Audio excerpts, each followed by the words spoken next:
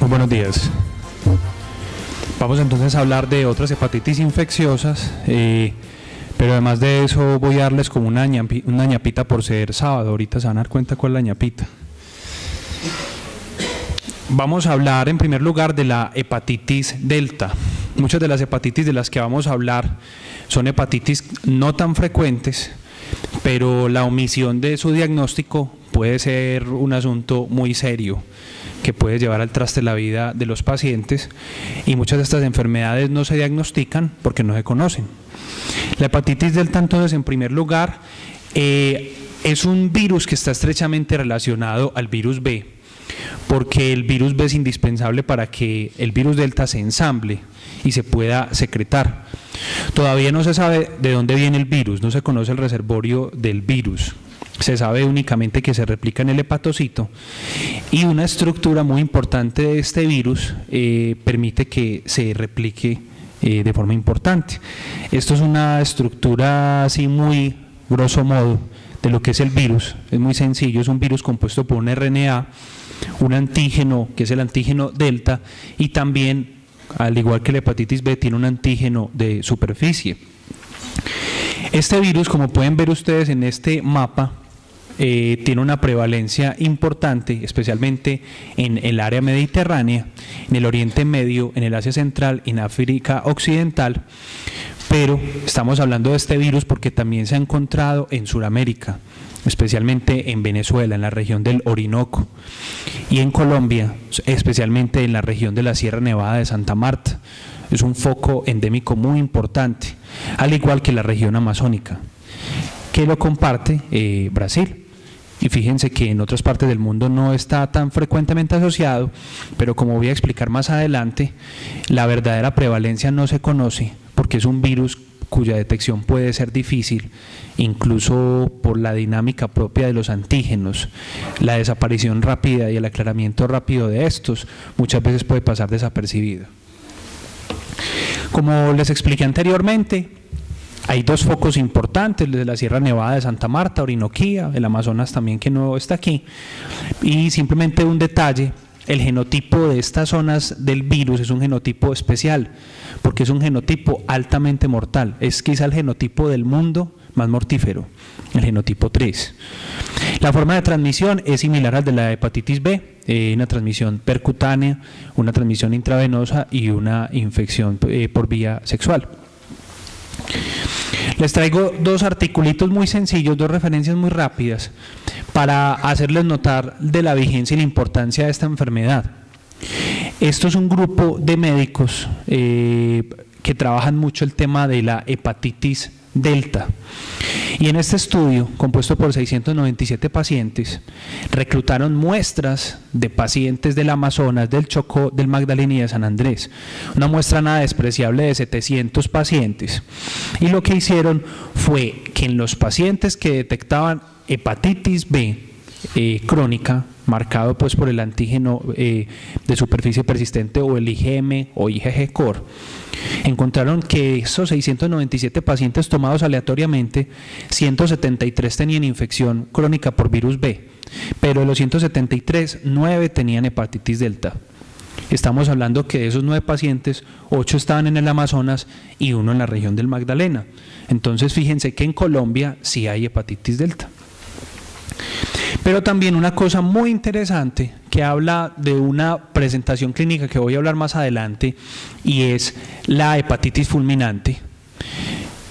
En 7 pacientes que se encontraron fallecidos por hepatitis fulminante en este estudio pequeño, encontraron que 5 de esos 7 pacientes tenían coinfección con virus delta del genotipo 3.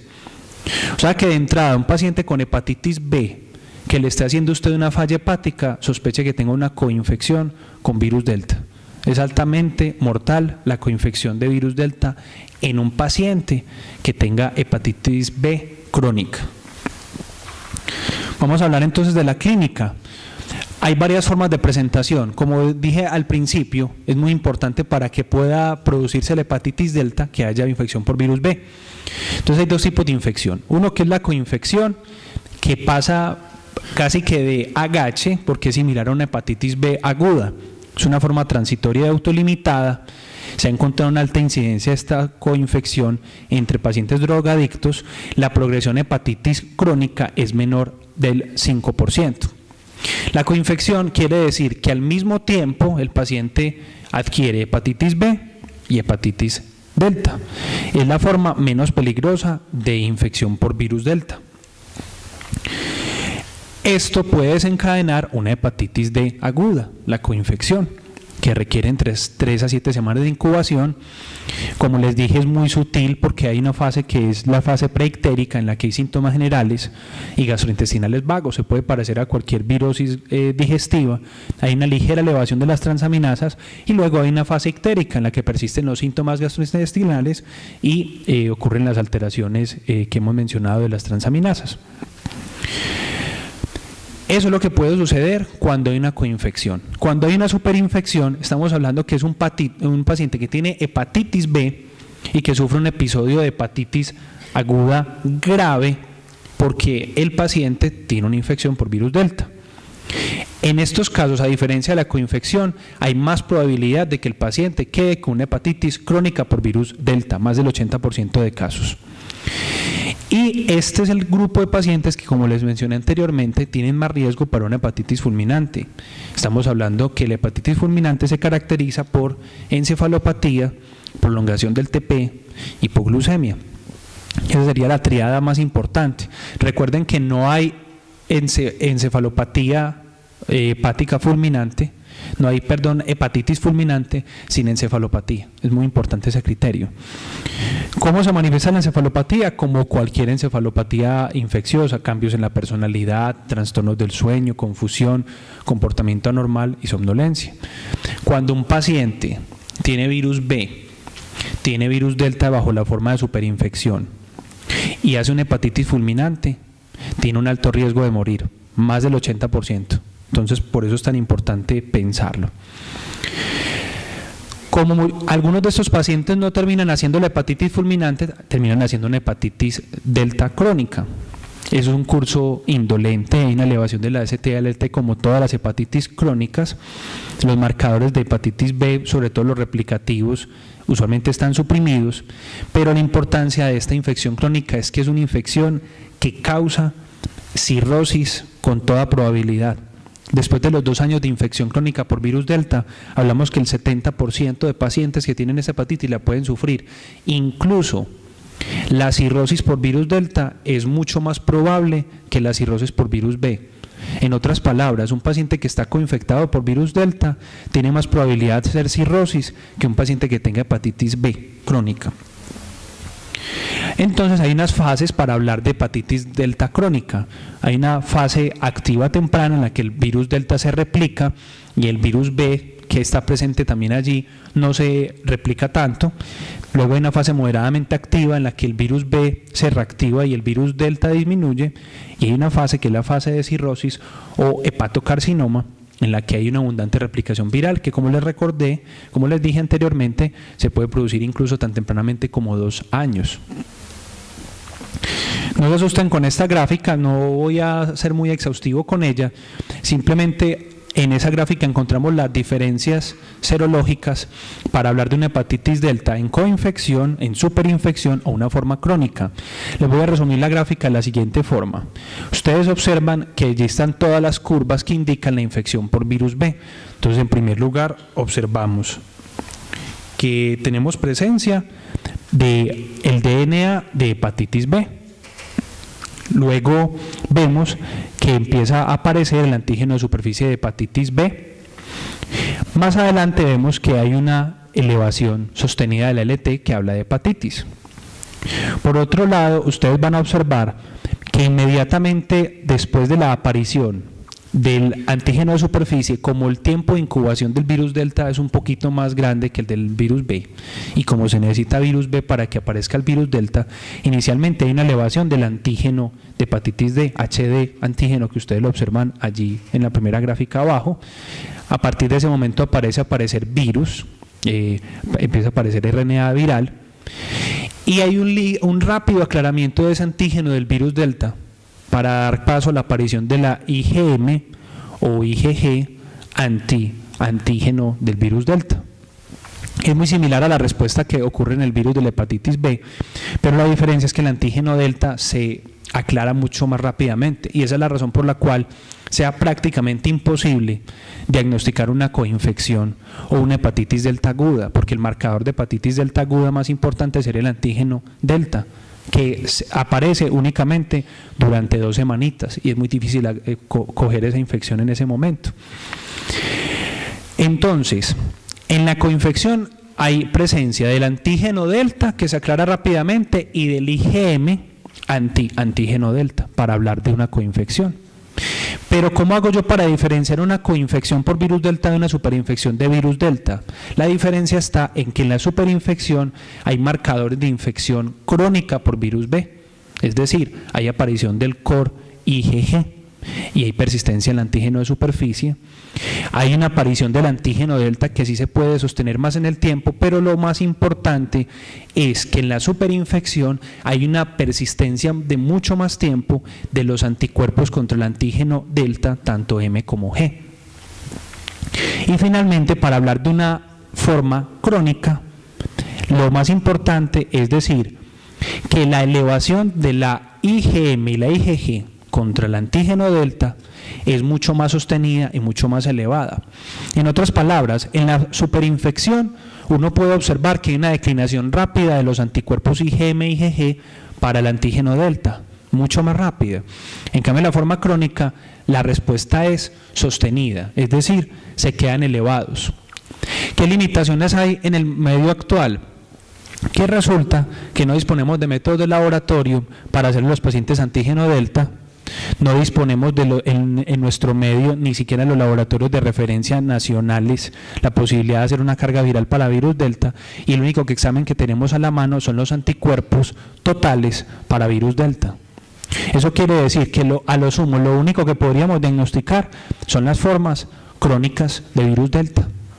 Es decir, la única forma de yo saber si un paciente tiene virus delta es hacer anticuerpos totales para el antígeno, y si están elevados, lo único que yo puedo decir es: este paciente podría tener una forma crónica, y si el paciente está con marcadores de hepatitis B crónica, estamos hablando de que tiene una superinfección. Y en la coinfección no hay aparición de los anticuerpos totales contra el antígeno delta. Lamentablemente no hay terapia efectiva aún totalmente para el virus delta. El tratamiento que se ha postulado es el alfa interferón, que es el tratamiento común que se puede usar con hepatitis B. Pero la importancia de hablar de este tema es que estos pacientes que hacen formas fulminantes hay que hacerles trasplante hepático. ¿Qué quiere decir eso? Que aunque la enfermedad no es muy frecuente, si usted se encuentra con un paciente que tenga una hepatitis fulminante, sospeche que puede tener una infección con hepatitis B crónica, a la que se asoció en forma de superinfección un virus delta. Eso es lo más importante, que si usted le aparece un paciente con esto, es muy importante que lo siga, porque puede ser de notificación epidemiológica importante, sobre todo en las personas que trabajan en zonas cercanas al Amazonas o en la Sierra Nevada de Santa Marta. Como esto es un mundo globalizado, y aquí nos ha pasado, podemos ver enfermedades de pacientes que están en la Sierra Nevada que están por aquí de paseo, como ocurre muchas veces en este hospital, que todos los pacientes terminan de paseo por acá. Entonces, tengan en cuenta eso. Les repito el mensaje: paciente con hepatitis fulminante, uno de los diagnósticos diferenciales que hay que tener en mente es un paciente con hepatitis B que tiene una superinfección por virus delta. Es una causa muy importante. Vamos a hablar de la hepatitis E, unas palabras de la hepatitis E, porque realmente de esto no tenemos tanta información, porque es un virus del que se sabe muy poco. Es una enfermedad relativamente nueva, porque se describió a partir de los años 80, se sabe que es un virus tipo RNA, se sabe también que el hombre es el principal reservorio de ese virus, pero se ha detectado también anticuerpos en primates, y se sabe que la transmisión es fecal-oral. Eso quiere decir que este virus aparece sobre todo en zonas donde los cuidados sanitarios no son muy buenos. Se sabe que las fuentes más importantes de infección por virus E son las aguas negras, alimentos contaminados, y sobre todo la forma de debut de la enfermedad no es como un caso aislado, sino como brotes epidémicos. También se dice que está en zonas donde hay mariscos mal cocidos, mariscos crudos. Se ha interrogado la posibilidad de que esta enfermedad sea una zoonosis, porque como han encontrado anticuerpos en primates y han encontrado casos esporádicos de marcadores del virus en cerdos, vacas, ovejas y roedores, se dice que esa podría ser una posible fuente de transmisión. Hasta la fecha no hay evidencia de transmisión sexual o parenteral, por lo cual se dice que el virus E tiene una forma de presentación muy similar al virus A. Y eso hace que muchas veces pase desapercibido el diagnóstico, porque usted ve un paciente con un virus, una infección por un virus de la hepatitis A, y usted no se va a tomar el trabajo de hacerle marcadores serológicos, porque usted dice, eso debe ser una hepatitis A. ¿Por qué? La hepatitis A es muy similar a la hepatitis C en la forma de transmisión. Se ha descrito en el Asia, en el África y en México. Hasta ahora no hay casos reportados en Colombia, pero asumimos que por las condiciones sanitarias que Colombia puede compartir con otros países, pudiéramos tener casos que todavía no hayamos encontrado de hepatitis E. El periodo de incubación es entre 3 y 8 semanas, generalmente se da en adultos jóvenes, como les dije, simula una hepatitis A y es muy frecuente también en niños. El curso clínico de la hepatitis E es muy similar al de la hepatitis A, es un curso agudo donde no hay cronicidad. Pueden existir formas fulminantes, pero son extraordinariamente raras. Pero la importancia de traerles este tema a colación es que una mujer embarazada que tenga una hepatitis E puede morirse. Es altamente mortal, incluso en el tercer trimestre del embarazo, cuya mortalidad es superior al 20%. Entonces, segundo mensaje, mujer en embarazo con hepatitis que tenga la presentación cara de hepatitis fulminante, considere una hepatitis C. Usted podría ser el primer médico de Colombia que reporte ese caso. Y el hecho de que en Colombia no hayamos reportado casos, repito, no significa que la enfermedad no esté entre nosotros. Y lo pienso porque tenemos otros países con condiciones sanitarias similares al nuestro que tienen la enfermedad. Entonces no hay razón para pensar que aquí no exista. Sospéchelo en brotes epidémicos de hepatitis. Es una hepatitis que tiene forma epidémica, las formas esporádicas no se han descrito en él. Entonces, adicional a lo que mencioné, pacientes que usted vea que hay un brote raro de hepatitis en su pueblo o en su ciudad de origen y que usted le empieza a buscar hepatitis C y no encuentra hepatitis A, piense que puede haber un brote de hepatitis C. Podría ser el primer reporte en Colombia de esa enfermedad. Vamos a hablar por otra hepatitis menos frecuente, que es la hepatitis por citomegalovirus. Es una enfermedad que ustedes saben, es un virus que ustedes saben produce mucho tipo de infección. Es un virus que está emparentado con el virus del herpes por familia. Se presenta una infección latente luego de la resolución de la infección aguda. Pero es una infección que cada vez cobra más importancia porque este virus se le ha demostrado un papel muy importante en el desencadenamiento de enfermedades autoinmunes, incluso como el lupus. Aunque no hay estudios todavía publicados, en la casuística que hemos tenido aquí hemos visto muchas mujeres indígenas que debutan con lupus y que le hemos encontrado coinfección con virus de citomegalovirus. Y hemos pensado que puede existir un papel muy importante que todavía no hayamos establecido con certeza de muchas enfermedades autoinmunes con el virus del citomegalovirus. Encontramos que la infección por citomegalovirus generalmente pasa desapercibida porque es asintomática en la persona inmunocompetente. Esa infección se da generalmente en la infancia. Pero hay casos en los cuales en pacientes inmunocompetentes la infección por citomegalovirus puede cursar con una evolución de una forma subclínica y debutar con un síndrome que llamamos el síndrome mononucleócido. Para hablar del síndrome mononucleócido tenemos que decir que son pacientes usualmente jóvenes en las etapas intermedias de la vida que presentan faringitis o dinofagia manifestada de esa forma, adenopatías en cuello, adenopatías generalizadas y hepatosplenomegalia. Simulan mucho un trastorno linfoproliferativo. La manera de diferenciarlo de un síndrome linfoproliferativo a veces no es tan sencillo, pero basta con que usted mire el hemograma. La característica más importante de un síndrome mononucleósido en el hemograma es que usted observa una leucocitosis a expensas de los monocitos, por lo menos un 50% de los monocitos, y en el extendido de sangre periférica usted puede ver alrededor de 10% de linfocitos atípicos. Eso suena como a datos un poquito autistas, pero créanme que los puede ustedes desatrancar en un paciente joven al que usted le está sospechando malignidad y usted le encuentra ese detalle en el hemograma. Eso puede hablar de que el paciente tiene un síndrome mononucleósido. La infección por citomegalovirus se puede encontrar en contacto con la sangre, con la orina, con la saliva, con el semen o con la leche materna. Y como les dije, la infección tiene muchas formas de presentación: gastrointestinal, encefalitis, puede ocasionar Guillain-Barré, retinitis, neumonía, pericarditis y miocarditis, etcétera. Pero el énfasis más importante que estamos haciendo en este momento es en la hepatitis por citomegalovirus. Esa hepatitis por citomegalovirus puede ser una de las formas de presentación del citomegalovirus. En el citomegalovirus hay una primoinfección que se detecta porque hay presencia de anticuerpos IgM para citomegalovirus en ausencia de anticuerpos IgG para citomegalovirus.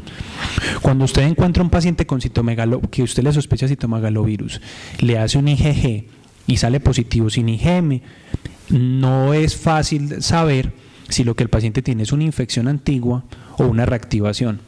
Tengan mucho cuidado con esto. Muchas veces a los pacientes, por casualidad, usted les termina haciendo un IgG para citomegalovirus y le sale positivo y pensamos que el paciente tiene un citomegalovirus. El paciente no tiene un citomegalovirus, tiene una infección antigua por citomegalovirus. Podemos decir que el citomegalovirus estuvo provocando infección y que está en una forma latente. El problema es saber cuando un paciente tiene reactivación por citomegalovirus.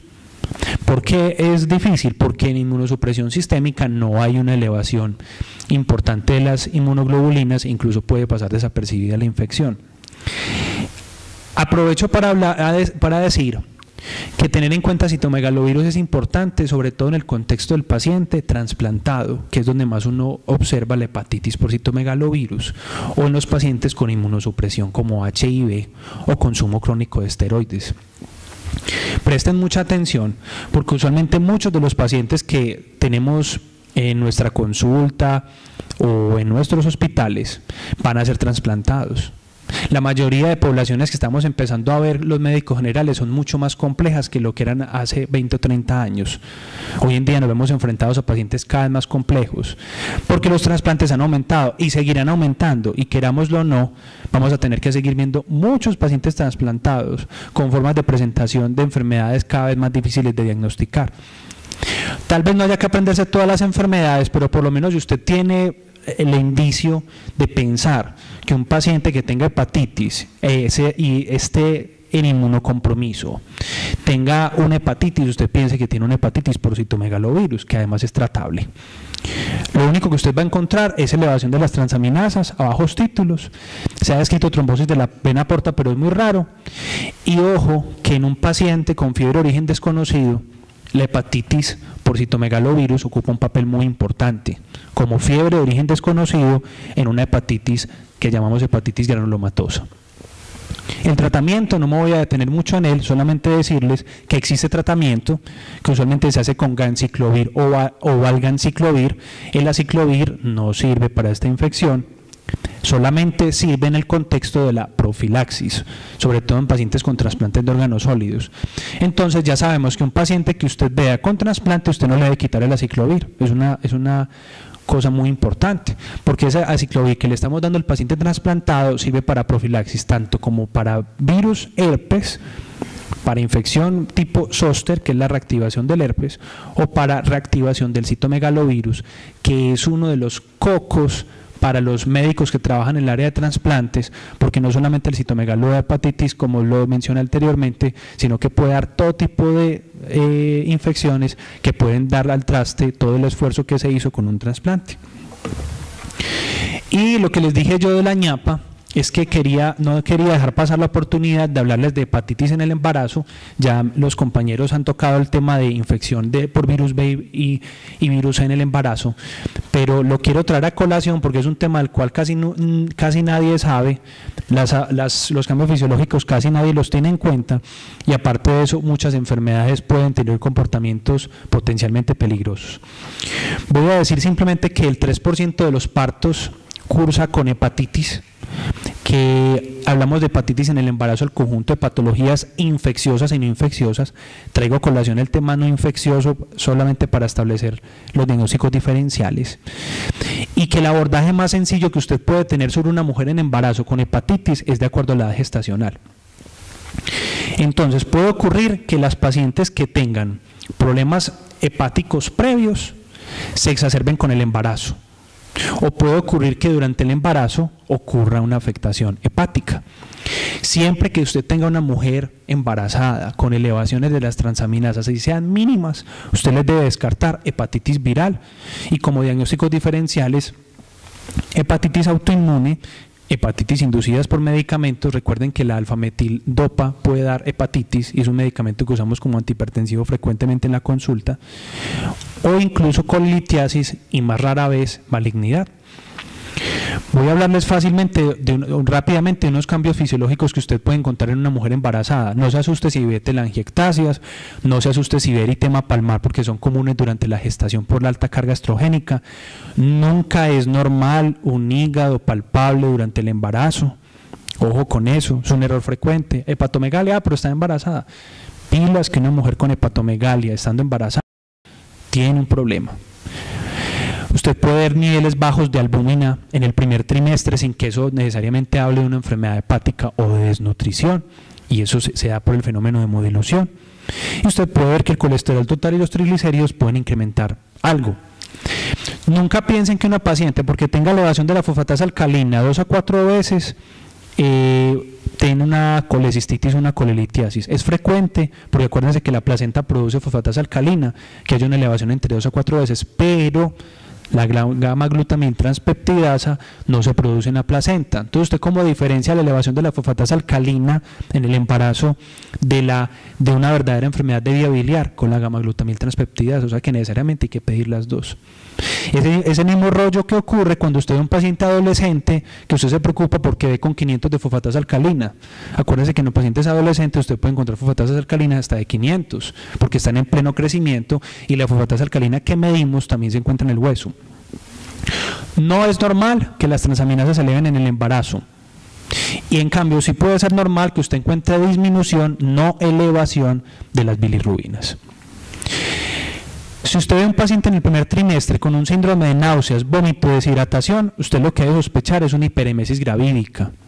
La hiperemesis gravídica puede cursar con formas de hepatitis, pero la forma de diferenciar la hiperemesis gravídica de una hepatitis viral, que a veces puede ser difícil, es que en el segundo trimestre la hiperemesis gravídica se debe haber ido. Nunca tratan hiperemesis gravídicas desde el segundo trimestre, que eso no existe. Si usted ve a un paciente con una hiperemesis gravídica el segundo trimestre, otra cosa tiene, no tiene una hiperemesis gravídica. Y se las traigo a colación porque es un diagnóstico diferencial importante de las hepatitis virales, porque también pueden cursar con elevación de las transaminasas y las bilirrubinas. Si usted ve una mujer en el segundo trimestre con prurito en las palmas y plantas, de día y de noche, se le queja de mucho prurito, y usted encuentra elevación de las transaminasas y las bilirrubinas con gamma-glutamil-transpeptidasa normal, hablamos de una colestasis intrahepática del embarazo. La clave para saber eso es preguntar a la señora si en el anterior embarazo le dio lo mismo.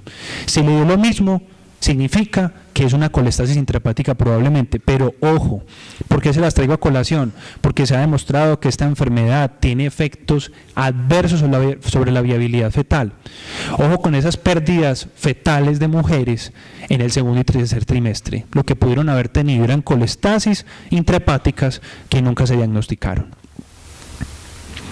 Y en el tercer trimestre puede ocurrir que usted tenga una mujer que estuvo bien aliviada todo el embarazo y que en el último trimestre usted la encuentra con síntomas inespecíficos gastrointestinales, náuseas, vómitos, con ictericia y dolor abdominal.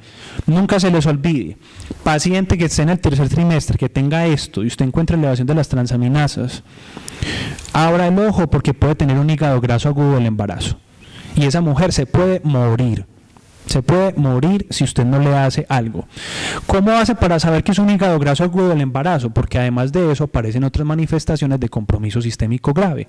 ¿Como cuál? Como coagulopatía, es decir, prolongación de los tiempos de coagulación, trombocitopenia, hipofibrinogenemia, puede verla con hipoglicemia y puede verlo con falla renal. a veces distinguir un hígado graso del embarazo, agudo del embarazo, de un síndrome HELP es muy diferente. Casi que podría decirse que el HELP no cursa con falla hepática, mientras que este hígado graso agudo del embarazo sí. Miren que no todas las hepatitis son por virus. Pueden haber estas formas de hepatitis que usted crea que son por virus y que terminen siendo otra cosa. Entonces les recuerdo, primer trimestre, hiperemesis gravídica. Segundo trimestre, colestasis intrahepática. Tercer trimestre, hígado graso agudo del embarazo o un síndrome HELP que puede cursar con elevación de las transaminasas. De hecho, es un criterio diagnóstico. Para finalizar, estos son algunos de los documentos que pueden leer para profundizar. Si ustedes desean leer un poquito más, no solamente de este tema, sino también de los temas de hepatitis. Este sitio web de la Organización Mundial de la Salud es excelente revisión para ustedes, para hablar de los distintos tópicos de hepatitis. Ahí aparecen también datos muy interesantes sobre la hepatitis F, G y H que no voy a mencionar acá. Este es un buen artículo del año 99 de hepatitis en mujeres en embarazo, para que lo tengan en cuenta, que ese tema casi uno nunca lo estudia. Y el último es un consenso del Colegio Americano de Obstetras y Ginecólogos, que fue publicado hace un par de años, que da unas indicaciones muy importantes para abordar el tema de las hepatitis en el embarazo. Las siguientes son las conclusiones o las perlas que les dejo al final de esta exposición. En primer lugar, mujer en embarazo que tenga una hepatitis fulminante, sospecha una hepatitis E. Nunca se han encontrado casos en Colombia, pero yo creo que tampoco los hemos buscado porque no tenemos los medios para buscarlo, pero sospéchelo. Segundo, paciente con hepatitis fulminante, sospeche que el paciente tenga una superinfección de una infección por virus D asociada a virus Delta. Tercero, paciente trasplantado con hepatitis, piense que el paciente tiene una infección por citomegalovirus. Y finalmente recordarles lo que hemos mencionado, no todo lo que parece ser es, y una mujer en embarazo que tenga hepatitis, divídalo por trimestres. Primer trimestre, hiperemesis gravídica como diagnóstico diferencial de las hepatitis virales. Segundo trimestre, colestasis intrahepática del embarazo, que puede ser adverso para la viabilidad fetal, garantiza remisión, se los aseguro, ningún ginecólogo les va a decir que no. Y tercero, hígado graso agudo del embarazo o síndrome HELP en el tercer embarazo, cuyas características son hipertransaminasemia, gamma-glutamina transcriptasa anormal, pero el signo clínico clave es el hígado doloroso. Recuerden, hepatomegalia en embarazo no existe. Muchas gracias.